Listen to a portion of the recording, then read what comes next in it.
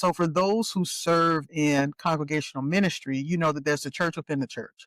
Like Yes, whoever shows up on Sunday morning is not necessarily who you see during the week, right? Who you exactly. see during the week, that's the church within the church. That's the It is church within people the church. who Mm, come to the Bible studies, who actually show up at the events, who help mm, plan the events, who are always kind of present. They're in the intercessory ministry, or they go out to take care of the sick and shut in. They are the church folks that are active inside the church ministry. And what happens though is in that little family system, it starts to mirror and function like a family system that you came from originally.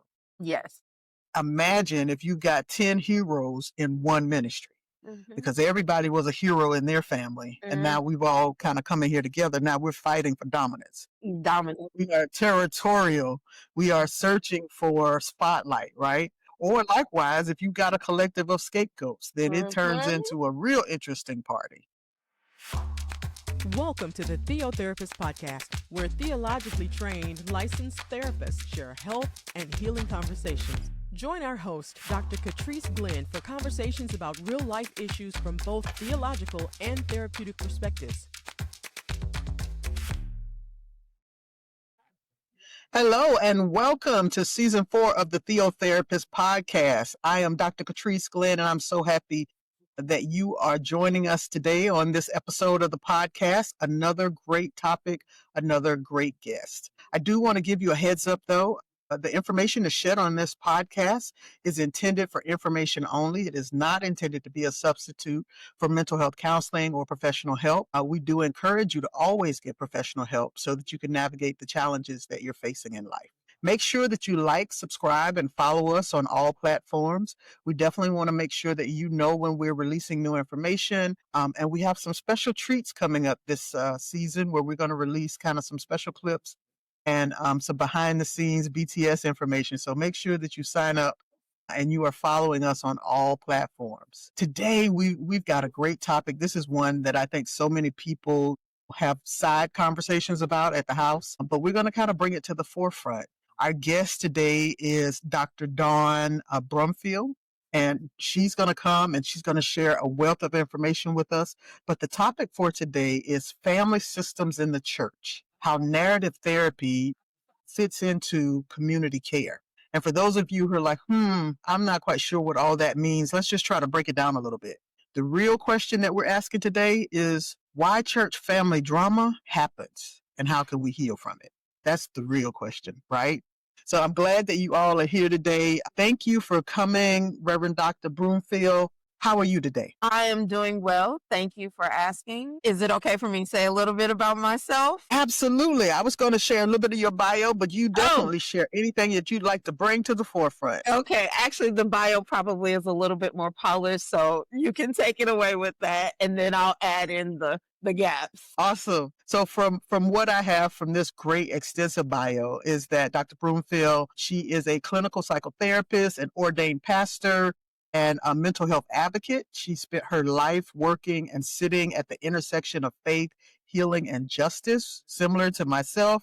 So you already know I feel like a kindred spirit here. She's a highly respected leader in both sacred and secular spaces, and she brings over 2 decades of experiences supporting individuals and communities navigating trauma, identity, and mental wellness. And that's just a snippet of who she is. I know that, we might have had some intersection point at some of our graduate work, but Dr. Brumfield, tell us a little bit more about yourself. Thank you so much, and thank you for that wonderful introduction. So I do come to this work at the intersection of just my own personal experience and lived experience with mental health and mental illness. I have been in full-time ministry or adjacent to it since I was 17 years old. And I come from a family of pastors and leaders. So I have been saturated with the church. And that means, as you said, the dinner conversations, all of the personalities of the All church. the And so personalities. when I realized that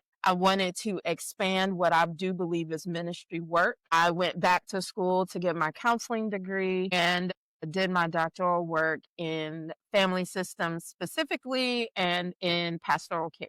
So those two intersect for me just in ways that continue to be life-giving and just real talk, life depleting. And so I'll talk a little bit more about that, I'm sure, as we get into the conversation. But married, have 3 adult children, love what I do, no longer practicing clinically simply because I got worn out, burnt out, whatever language you want to use. But now, as a mental health advocate, and I serve as a director of a mental health program at a local nonprofit here in Chicago. Hey, well, that's still a very full ministry.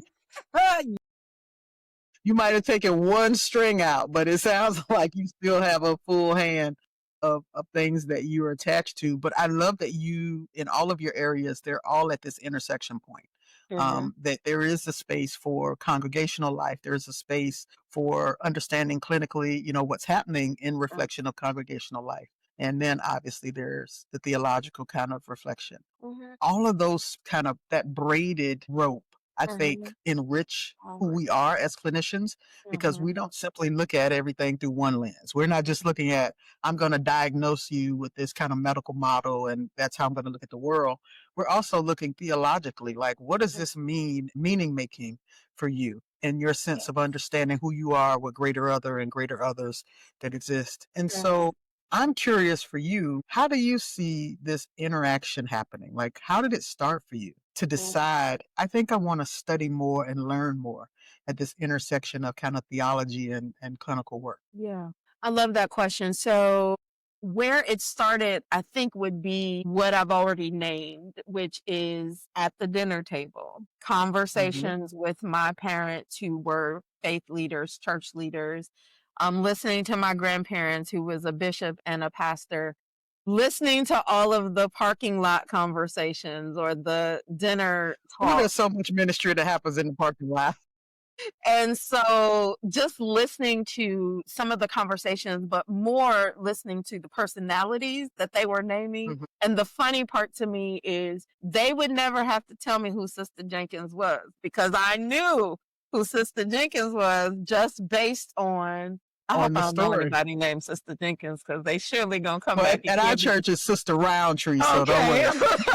You can use Sister Roundtree. Okay, Sister Roundtree. If I didn't know who Sister Roundtree was, I knew who she was based on how they described her. So I think it's really important, if you know anything about family dynamics, and most of us know it kind of peripherally so, right? Like we'll say, oh, that's the family scapegoat, or she's the one in the family that everybody goes to, or the hero, the strong one, the one who never cries, the one who gives all the great advice. And so the more I started listening to those conversations, the more I was like, there is something here about how we function around this Thanksgiving table, and how the folks at the church house, how they function around the pulpit or in the Sunday school classroom. And so just seeing that there was definite synergy between those two things, when I went back to get my do my graduate work in counseling, when they asked the question, what do you want to study more of? I said, oh, I definitely want to study congregations as a family system. And so here we are. And as I said, we're kindred spirit in so many ways. A part of my work was in identity formation and understanding spiritual identity development, but it was through the lens of kind of family systems. A lot of my work looked at childhood trauma and how that informed our spiritual identity development, kind of how they interplayed. But it always comes back to the family system and the family of origin. It influences so much our meaning making. Kind of like, if you see how your family operates, and then you see how your family operates in church context or in faith context, you, without any assistance, are trying to make meaning of all that and try to integrate that.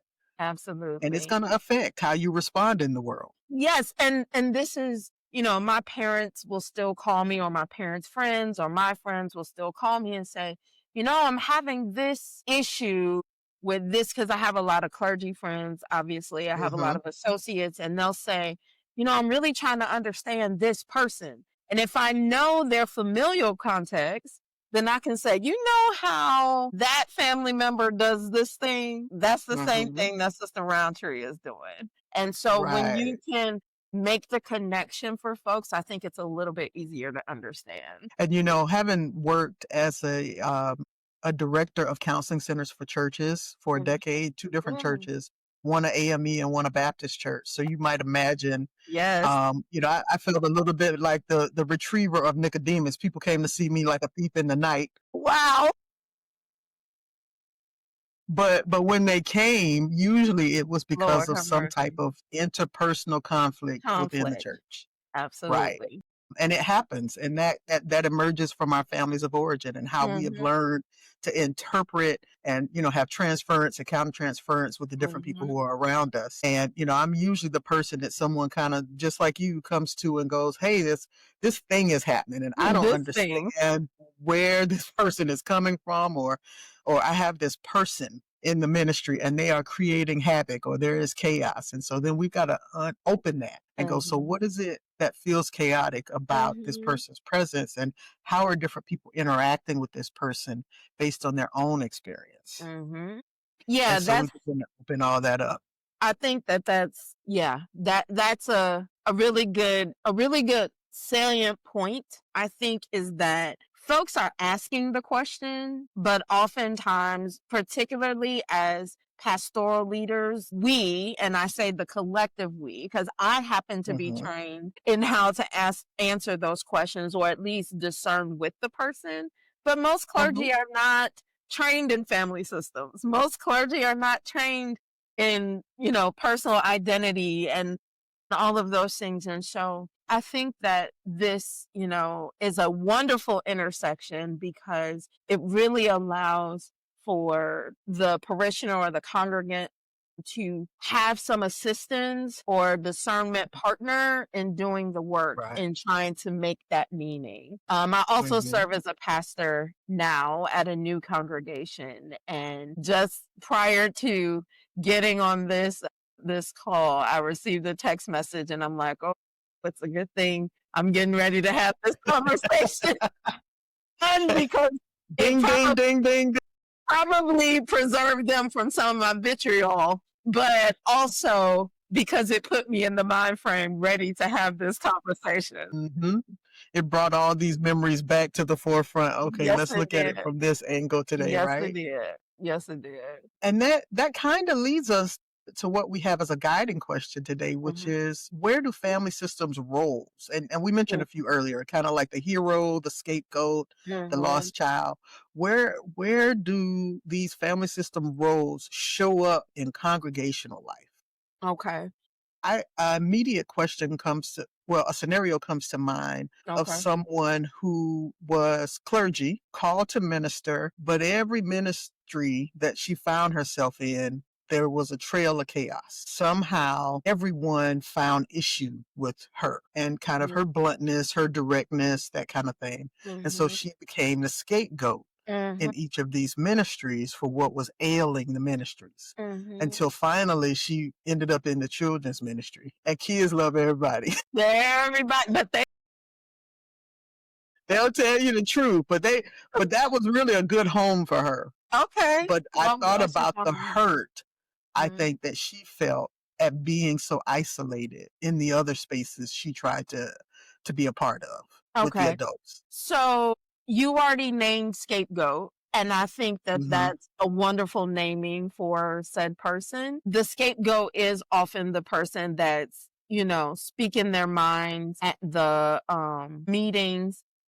Mhm. They are the ones who, raise issues with some of the ways the church is functioning. They are the ones at the council meeting who is like, well, why do we do this and why do we do that? They are going to be named as, well, they will be identified as the scapegoat. Again, the Mhm. congregation is probably not going to have the language, but me Right. as a clinician doing this work, I can say, oh, this is definitely the scapegoat of the congregation. I would also maybe look at this person like the lost child. So Mhm. you mentioned that, she kind of was exiled to or designated Mhm. to the children's ministry. Hated too. Okay. And so I'm thinking that, oftentimes in our family systems, the one who kind of quietly slips away, right? Like Mhm. they are isolated over on the East Coast and everybody else is south. right? And Right. nobody, barely do we ever hear from the one that's on the East Coast, and nobody's asking. And that's the part to me that is more troubling to my soul, as they Mm-hmm. would say, because nobody's asking about that lost child. Everybody is focused on the hero, the Yeah. indispensable congregant, the one that is showing Mm-hmm. up at all of the meetings, the one who is picking up all of the communion elements and doing all of the Always. things right. So the family's focused on the hero, the lost child is somewhere, or the lost congregant is somewhere exiled and isolated, and the scapegoat is the one who gets blamed for everything. That's Right. very much, those are the ones that I see most often in congregations. Mm-hmm. Yeah, there probably are others that I could name, but maybe they'll come to me because I think the hero could be kind of like the caretaker. So it just Uh-huh. depends. But I think those three are good ones to start with. And I think those three are probably the ones that are most highlighted. It's because we can clearly see them in the church congregation, right? Absolutely. So for those who serve in congregational ministry, you know that there's a church within the church. Like Yes, whoever shows up on Sunday morning is not necessarily who you see during the week, right? Who you exactly. see during the week, that's the church within the church. That's the It is church within people the church. who Mm-hmm. come to the Bible studies, who actually show up at the events, who help plan the events, who are always kind of present. They're in the intercessory ministry, or they go out to take care of the sick and shut in. They are the church folks that are active inside the church ministry. Mm-hmm. And what happens though is in that little family system, it starts to mirror and function like a Mm-hmm. family system that you came from originally. Yes. Imagine if you got 10 heroes in one ministry, Mm-hmm. because everybody was a hero in their family. And now we've all kind of coming here together. Now we're fighting for dominance. Dominant. We are territorial. We are Mhm. searching for spotlight, right? Mhm. Or likewise, if you got a collective of scapegoats, then it turns Mhm. into a real interesting party. People who have been put in that scapegoat blame role. And Mhm. sometimes kindred spirits line up and they're like, well, look, if you're the bad guy and I'm the bad guy, let's hang out together. Let's be bad together. Let's set it off. And I'm just talking about kind of in the life of the church, and it happens because it replicates what Mhm. we have encountered typically within the family systems that we had originally. Originally. Mhm. Name it like that Mhm. in the church congregation. Yeah. And I think, to your point, I'm thinking particularly about when you got a room full of heroes, too many cooks in the kitchen, everybody's trying to say, Absolutely. you do my menu. Uh, It really, really can stunt the growth, the spiritual growth, the people growth, all the growth. It really mhm. can stunt the growth of the church. And yeah, wow. Just sometimes I The marvel. visual. Yes, because I marvel when we have these kind of conversations, because I'm like, why is everybody not wanting to study this? Like, this is so fascinating to me when I think about just how we function in family, or how we dysfunction Right. in family, you know, how people can so quickly say we are the family of God, and particularly in Uh-huh. Christian context, and not see the parallels between, like, we literally call ourselves the family of God. So why, and we call each other brother and sister, or my sibling in Christ. Why Right. wouldn't this operate the same way? Why wouldn't we be more curious about how we can make this a healthier family A than the one healthier we may have family. come from at the house? Yes. Right? Yes. Because we know that our families have certain areas where they're not healthy. We'll just say Yes. that. And then what we're not necessarily paying attention to is coming into a church community and trying to replicate that.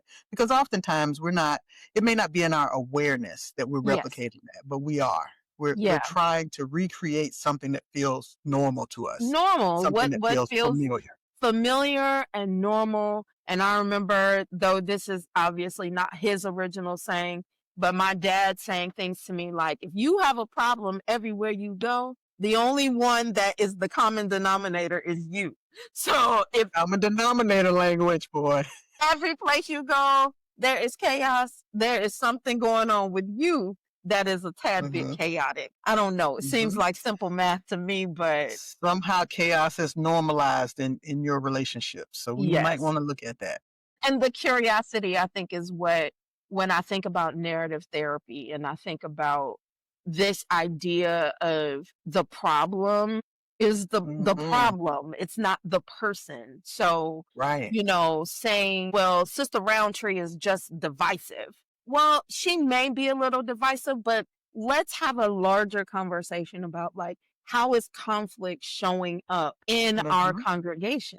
There is something happening in the ethos if Sister Roundtree is divisive in every community meeting or every congregational meeting. We need to be looking at the larger system and not just Mm-hmm. looking at Sister Roundtree. And I think Right. that when you can like externalize, that's what we know about narrative therapy, right? It's like the Mm-hmm. coming out of side of the person. When you can Mm-hmm. externalize it, then you kind of go from this blaming state to a state of curiosity. So I am Absolutely. curious about why you are feeling burned out. What is the narrative that we tell about exhaustion in this particular community? Because if you're feeling it, you can best believe that other folks are feeling it too. And because that's how Mm-hmm. the system works. What's the transference between the family members? If you're burned out, guess what? You There are ain't the others. only one.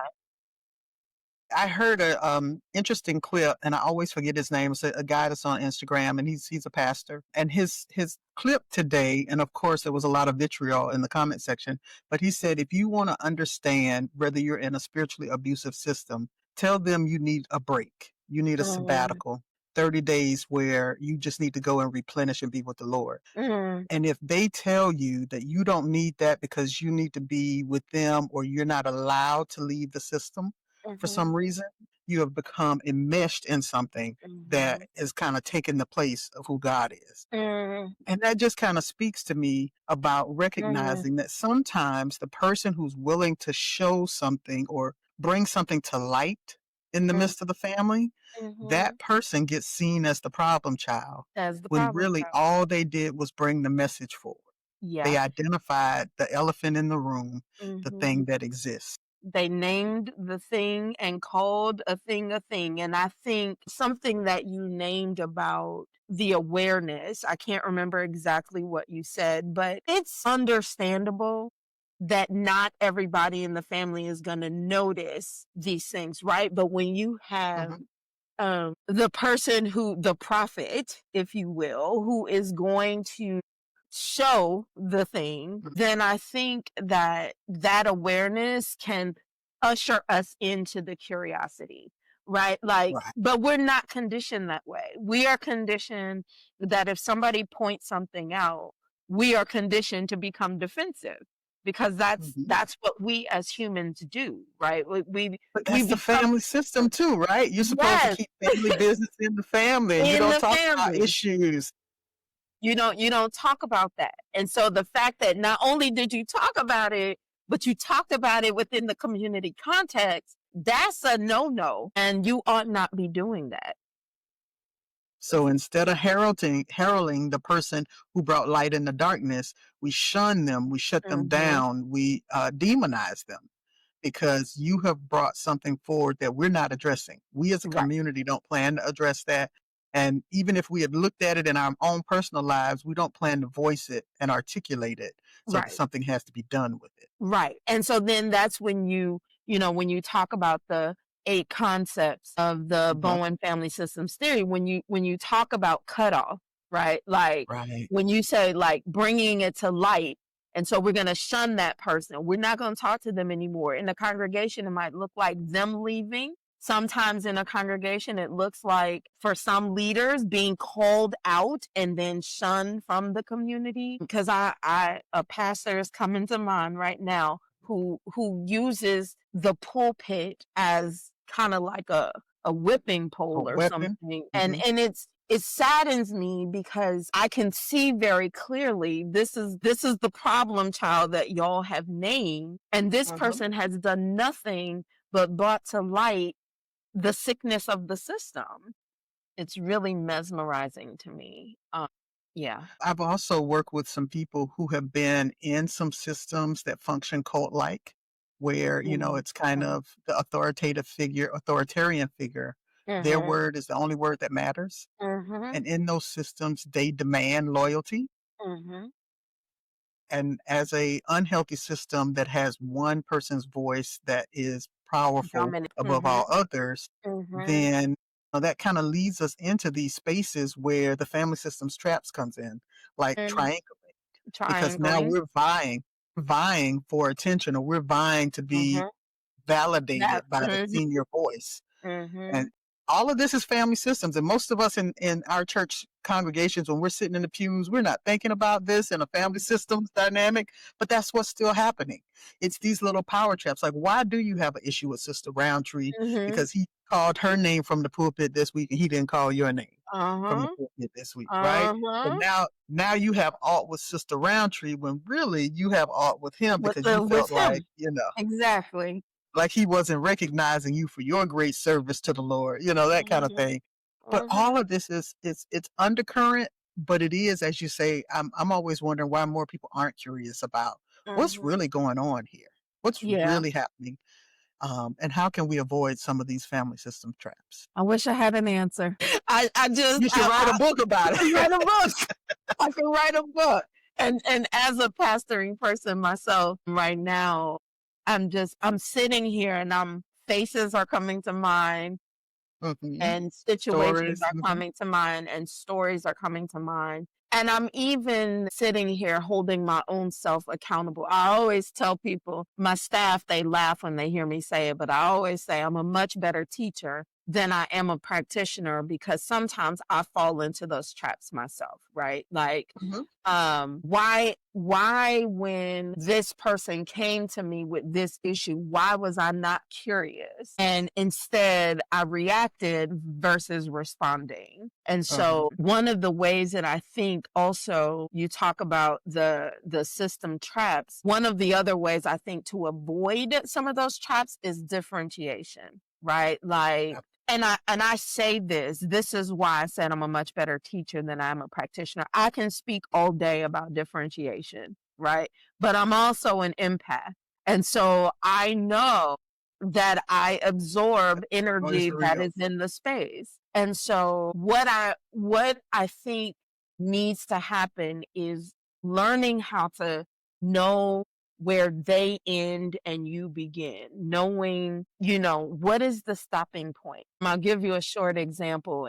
In our community, we have prayer time and folks stand up and they say their prayer requests, their joys and their concerns and their celebrations. And as the pastor, I have made it a practice to repeat back what I'm saying, or I'm saying repeat back what the congregant has offered as their prayer concern or their prayer Mhm. request. What I realized just 2 weeks ago is that I'm actually using that time to ground myself Mhm. because when I hear it, I begin to absorb it and I Uh-huh. take on that person's joy and or concern as my own. And so giving that little bit of space, I know that's not a traditional way of grounding, but giving that little bit of space to myself to repeat back out into the community what has been said has helped me to not absorb all of that energy. And so it's a new thing for me, but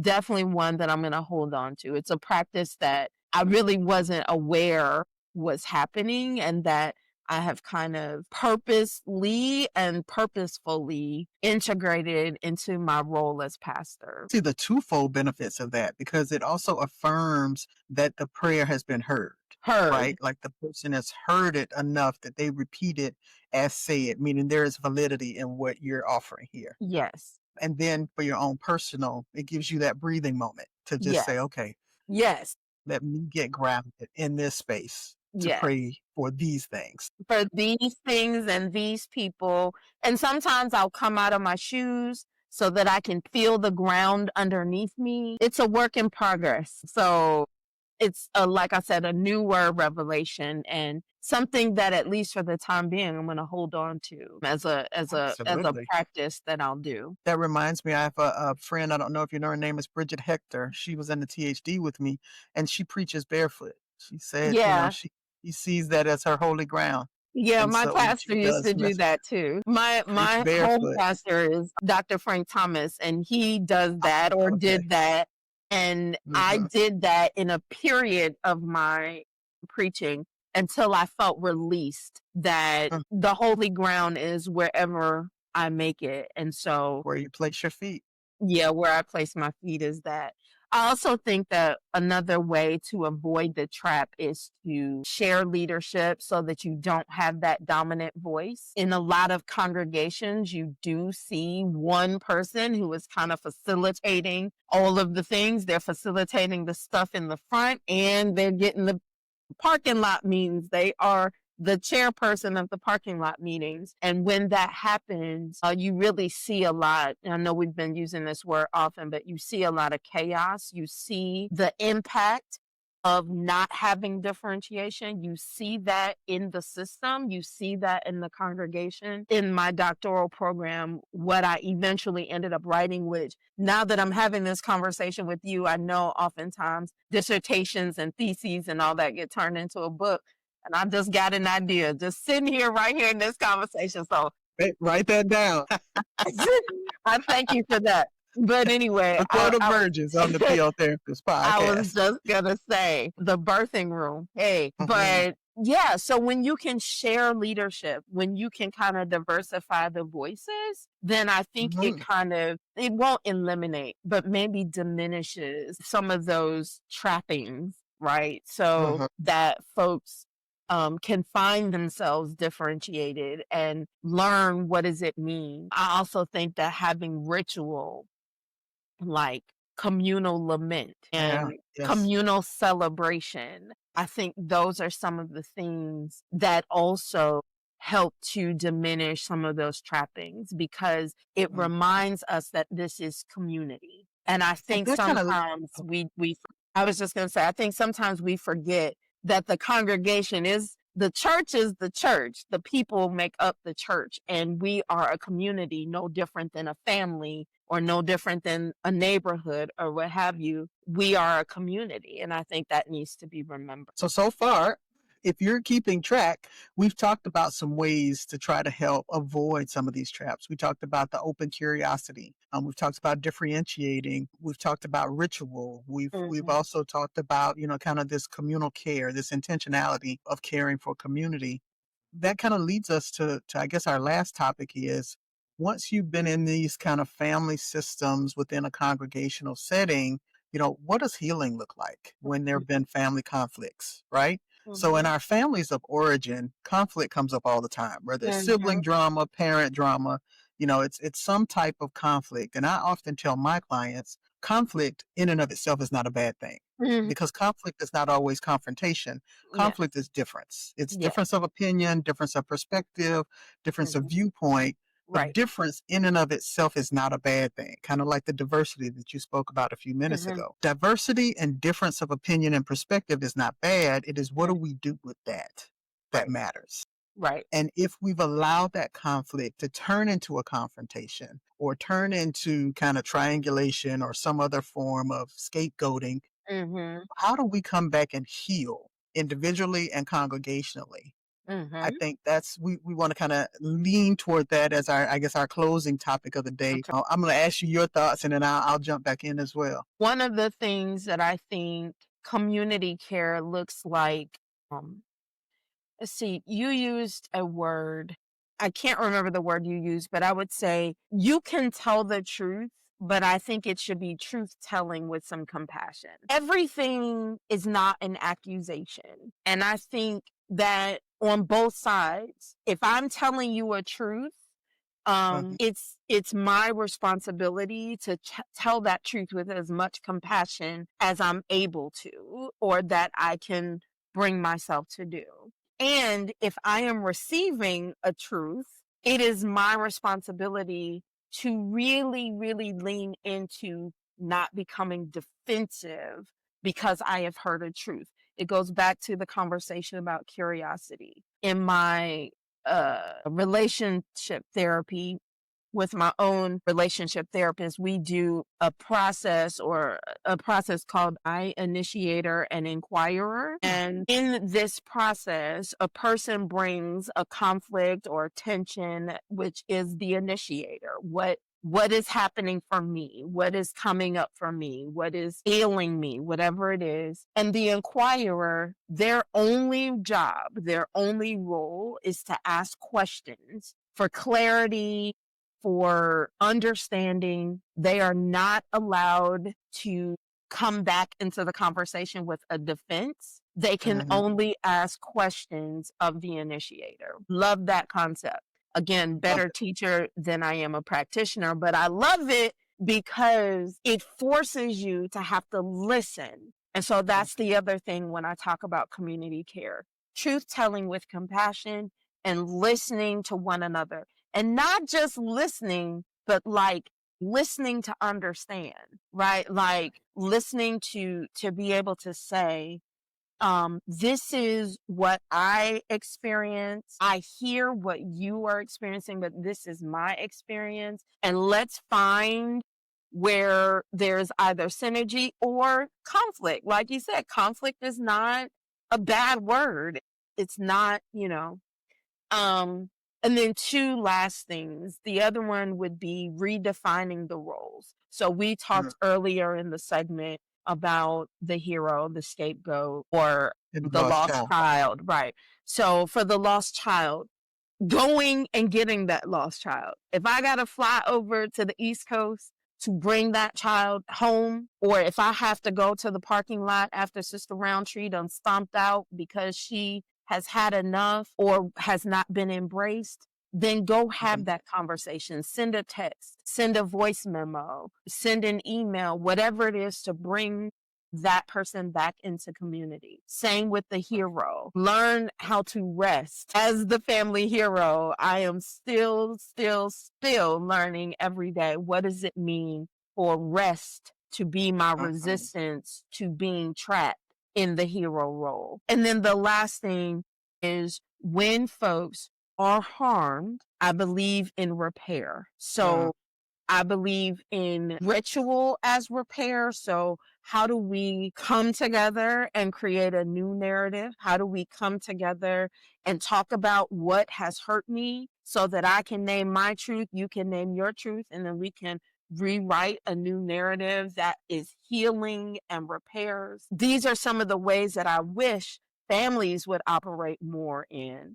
But I definitely think that congregations can, because there's a little bit more distance. Sometimes with families, it's harder because you got the history, and Mima and Aunt Jolene ain't ever got along from when Aunt Jolene came out of the womb. So yes, but when you're in a congregation, you have a little bit more distance. And so I would offer to anybody, try these as a leader, try some of these communal healing kinds of things in your congregation. And I'm almost willing to put money, not that I'm a betting pastor, but I'm almost willing to put money on the fact that if you see some change in your community context, you'll see some change in your family context as well. Amen to that, because I believe you'll be more intentional, which kind of leads into the point I want to make.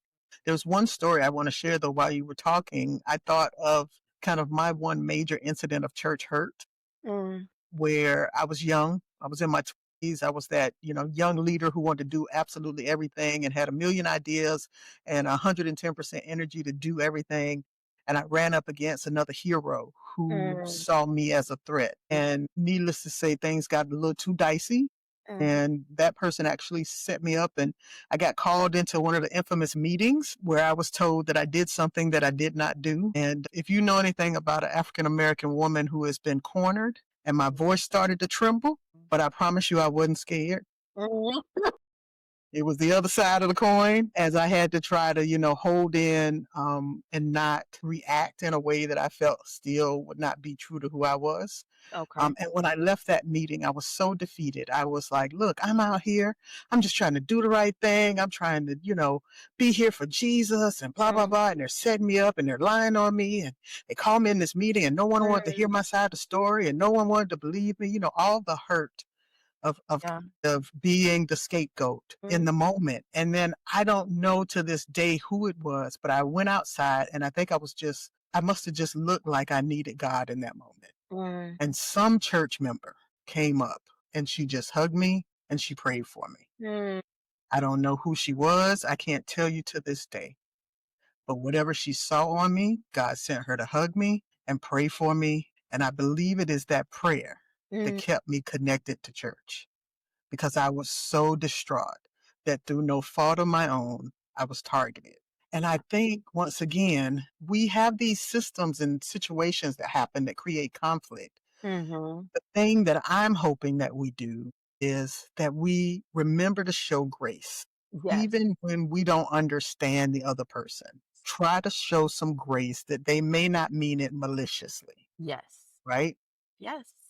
Even if it looks and feels and smells malicious, it still may not be malicious. It may be them replicating something in their family. Their family. This, this is how we handle things at my family, and this is how I handled it at church. Yes. And so we have to be mindful of how we replicate patterns with others and also have the grace to think about whether somebody else is doing that same thing. Yeah. They always used to say that the bully either got bullied at home or the bully had something else going on at home and they Mm. didn't have another way to address it. And so they Address took it it. out on other people, Yes. right? So sometimes it's that grace that matters first, and then it's our intentionality about Yes. making sure that we are feeding God's spirit kind of back into us and not Right. getting caught up in interpersonal drama. And You what can't escape it. I just wanted to add to that experience that you described resonates with me. But one of the things that comes out of it for me is I believe wholeheartedly that the things that are broken in community also are healed Mhm, in community. And mhm, I do not think it's by accident that before you could get home, uh-huh, someone met you in the parking lot. A person of that community met you mhm. in the parking lot, and in that moment, what was broken in that office had an opportunity to be healed. And I It made a wholeheartedly believe difference. that it made the difference.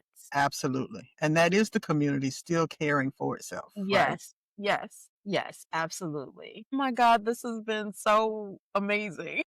It's rich. It's a rich conversation, and we're just scratching the surface. I almost hate to, kind of draw us to a close.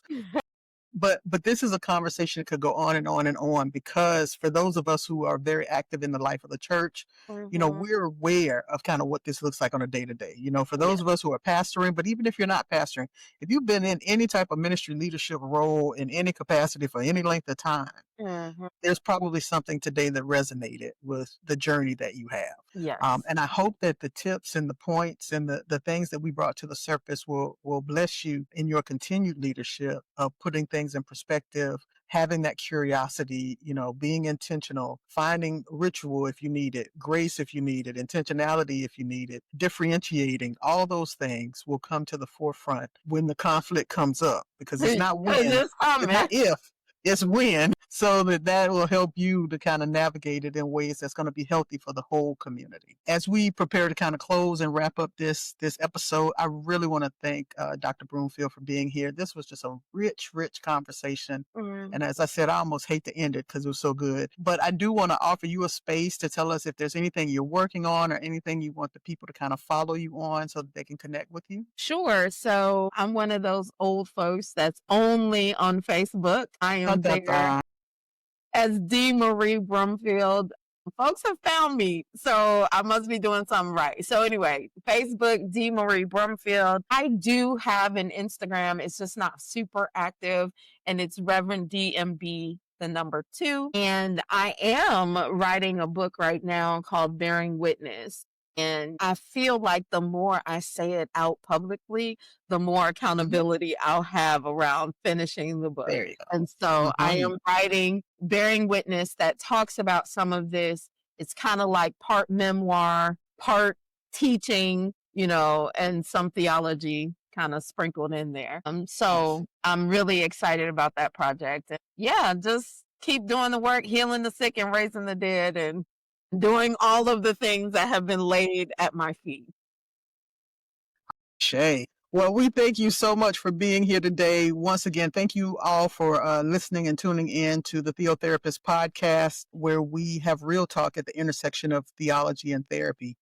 Please make sure that you like, follow, and subscribe on all of our platforms. We're on everything and YouTube. We also have a website, thetheotherapist.com. So make sure you check us out there. We've added some blogs. We also have a recap of all the episodes, as well as some quotes from each episode. So make sure you visit our website as well. Thank you so much for being here. Take care of yourselves and be well. Church and ministry leaders, join us for mental health response training with Dr. Trice Glenn. This training was designed to equip leaders with best practices and strategies to help when responding to those in the community and members who may be facing mental health challenges. Training sessions are interactive, they have open discussion groups, and provide useful resources that will help you go beyond the training.